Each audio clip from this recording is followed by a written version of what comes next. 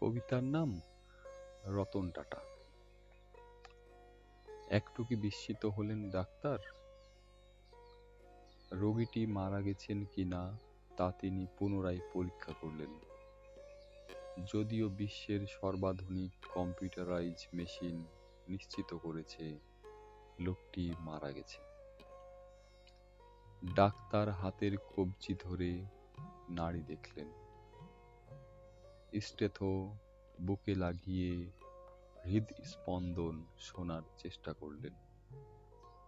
নিশ্চিত হয়েও তিনি বিশ্বাস করতে পারছেন না এই লোকটি কি সত্যি মারা গেছেন। রতন টাটা কি মারা যেতে পারেন?